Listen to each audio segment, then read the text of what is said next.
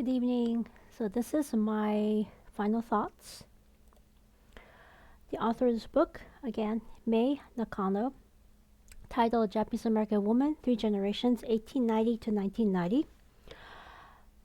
The pluses of this book, it's one of the more comprehensive history of Japanese Americans. It covers the first 100 years of history. It's easy to read. I've read other books about Japanese American internment. It is so full of anger, so full of bitterness. It's so difficult to sit through and read it. But this one is easy to read. Now, although some chapters are significantly longer than others, but other than that, they use mostly words that you would not need to bring a dictionary, and figure out what does this word mean, what does that word mean. So it uses simple, more or less simple English. So anybody with a basic understanding, basic literacy, they will be able to figure out what the book is saying.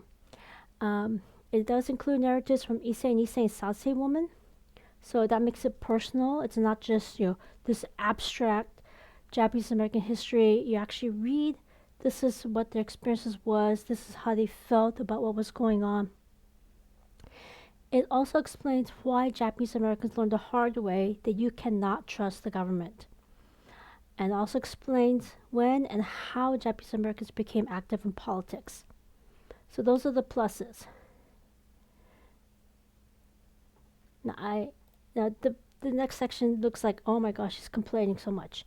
Now let me explain why this is very important.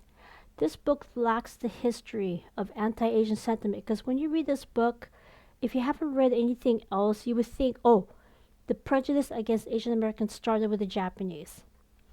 And that's not the case. It actually started with the Chinese immigrants that started during the gold rush before 1890.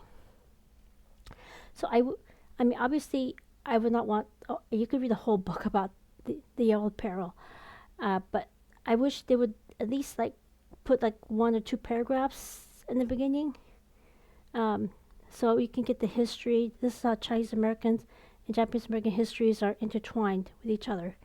So I wish they did that. The other thing, this book is very anti-white American, but the reality is prejudice against Japanese Americans also existed in other Asian American communities. Chinese Americans, Korean Americans, Filipino Americans. So I wish this book also covered that, rather than just, white people hated Japanese Americans. So I wish they covered that part more.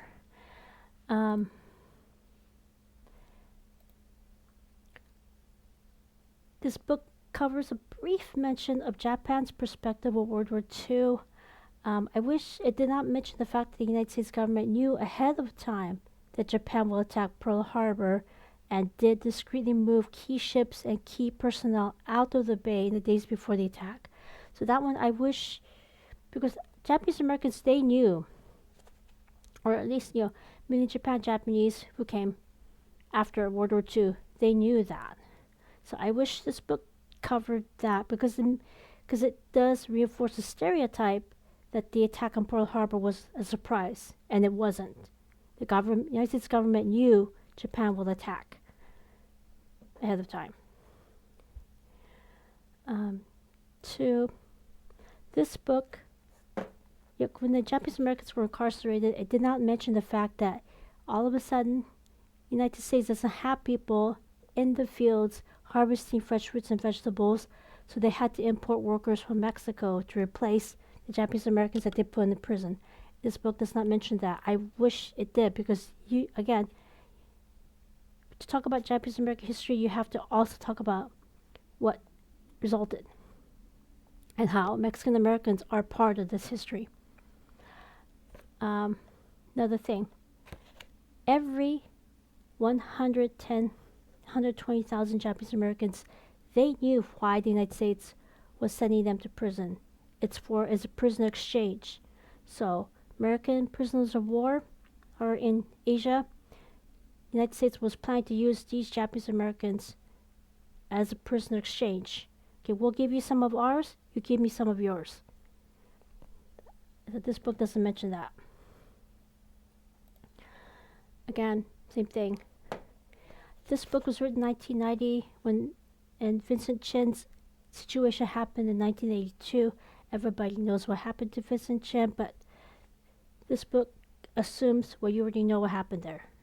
And I wish they would have covered 1 or 2 paragraphs, background about Vincent Chin, date, time, location, why Vincent Chin has to do with Japanese American history. I wish they would have included that background information rather than just boom, Vincent Chin, this is how this is the narrative. Another thing, this book only briefly mentions Jean Walker Houston's memoir, Farewell to Manzanar. I wish they would have gone a little bit more because her book is one of the first books that broke the code of silence that kept Japanese Americans from talking about their experience until decades later. Her book is so important.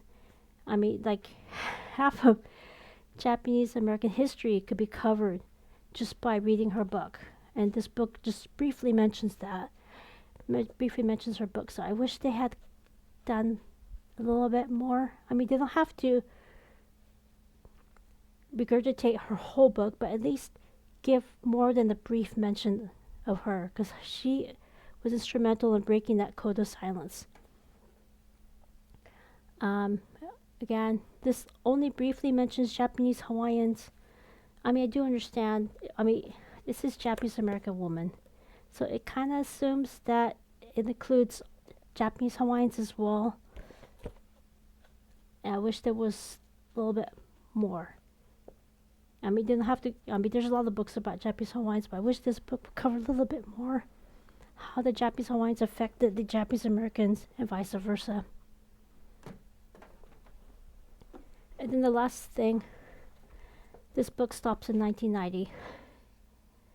It would benefit from a sequel. I mean, it doesn't have to be the actual author, because I mean, she passed away 2017, but somebody else, if she could have passed the torch down to the next generation, this book would benefit from a sequel, because we want to know what happened after this book was written, 1991, 1990s, 2000s, 2010s, 2020.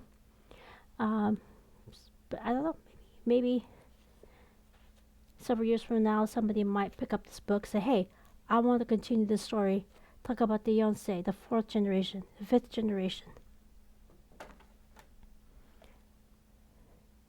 Now, all in all, it's an excellent starter book about Japanese American history.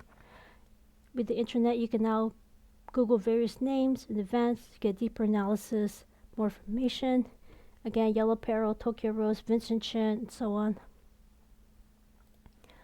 So my next project is creative writing that covers the 1990s, with an emphasis on popular music at that time. 2 main characters, Chachi Smith, her mother's Japanese immigrant who came to the United States on a student visa. Her father is half indigenous Californian, half British. And Kim O'Hara, both of her parents are Japanese immigrants who came to California after the war. Secondary characters include Jonathan Kaneshiro Mori, who is Japanese Hawaiian, Trey Murphy Sr., who is part African American, whose family left San Francisco in the 1980s due to gentrification. It starts with the main character, Kim. She spent part of her first year in college as a homeless person, ? So I'm going to go into more detail about what exactly does that mean.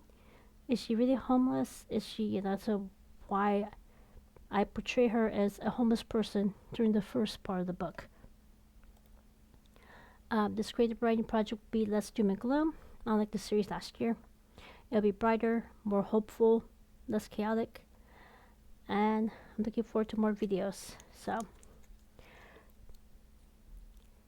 questions, comments, constructive criticisms, ask for clarification, let me know, and I shall see you next time. Take care. See ya.